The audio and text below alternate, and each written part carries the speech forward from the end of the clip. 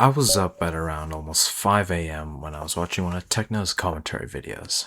It was unknowingly titled I Hate Flies, and I found the beginning very compelling. I did it, guys. I got on the top 10 Bedwars leaderboards for final kills. Although now that I've done it, I think I may have made a huge mistake because in the past I could take advantage of what is called people having very low expectations for me, and now I can't do that anymore, man. Now that I have the leaderboard spot, if I ever lose it, no one will respect me, man. My comment section will just be a non-stop, continuous stream of L's. He was talking about how after his incredible 1,000 win Bedwars win streak, he was talking about how his following smaller win streaks seemed amateur in comparison. While he was complaining quite a bit about living up to expectations, I found it strikingly similar to the current internet landscape, and even a part of where that pressure of trying to appear better than I really am. For this video, I had originally filmed an almost 20-minute recording of me just beating up chess players in Blitz on Lee Chess. But because I wanted this video to live up to the gravity of the topic it's talking about, I wanted to use some old footage of mine from my camera in an attempt to appear more genuine and authentic. For me, that was playing right into the want to be impressive, and more importantly, not wanting to appear unimpressive. So in trying to give you, the viewer, the permission to be just who you are, I'm going to do it too. I'm going to use this chess footage. With Techno, once he achieved the coveted 1 grand win streak, it's as if it became the win streak standard. Even though it was an amazing achievement, and it definitely was for its time, it subconsciously set a standard that the internet would unknowingly follow, that only perfect impressions can survive on the internet. I've always found myself second-guessing things I've made, drum covers, chess games, even legitimately good ideas that could make the cut on my other projects. And I think it's because of this sense of self-comparison. The fact that we subconsciously believe we are on some invisible scoreboard against others who can do the things we do, but better. I think myself and a lot of other people, especially for new or aspiring creators, start questioning themselves when they begin. For me, I looked at these people who could do creation so much better than I could, and I couldn't help but ask myself, why do this when other people can do it better than me? There's that subconscious pressure to live up to these expectations. Alongside that, I've been able to see among a lot of common rhetoric is that failure is some mortal sin that becomes a permanent statement on us. As if being bad at something means you're bad at it forever. And I do get it. I do. No one likes to fail, to be unimpressive, to stumble, especially in front of others, and look incompetent. But I like the simple yet almost presently unbelievable quote from Adventure Time's Jake the Dog. Dude, sucking at something is the first step towards being sorta good at something.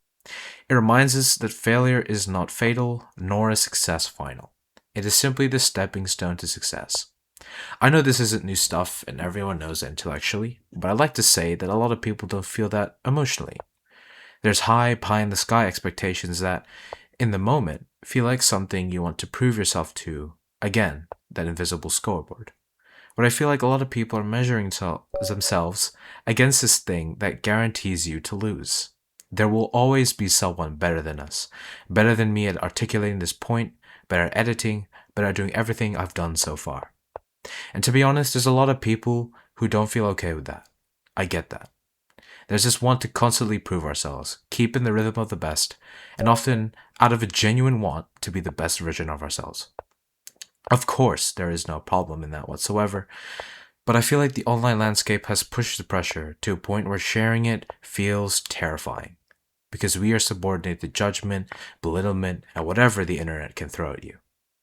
So how can we get this relief from such a looming, heavy pressure? How can we be unimpressive and be okay?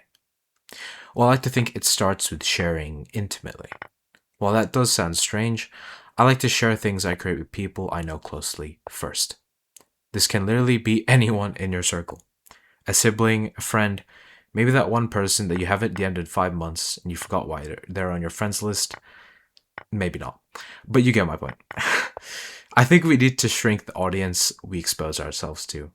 Because suddenly by doing this, you're not facing the entire world. You're facing someone who knows you better than an internet stranger ever could.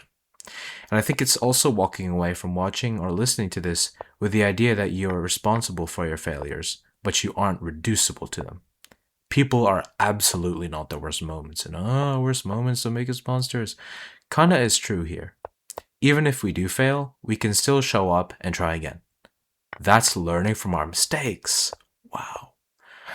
I think we would much rather know what we're bad at and then knowing what to improve than assume that we can never improve, because there's people who do it better. I think by shifting the scale down at which we present ourselves and recognizing that we are much more than just one challenge is the key to being able to fail and be okay. Because oftentimes, failing is not a crime, but a lack of effort is. Thanks for sticking around for this whole yap, rant, whatever. I did script it, so my apologies if it does sound a bit awkward in some parts. If you did like it, consider that white button that says subscribe, but to be honest, you watching the whole video is enough. If anything, I'm quite impressed. If you have any thoughts, feel free to leave them in the comment, but otherwise, thanks for sticking around for this unexpectedly short episode of the Almanac.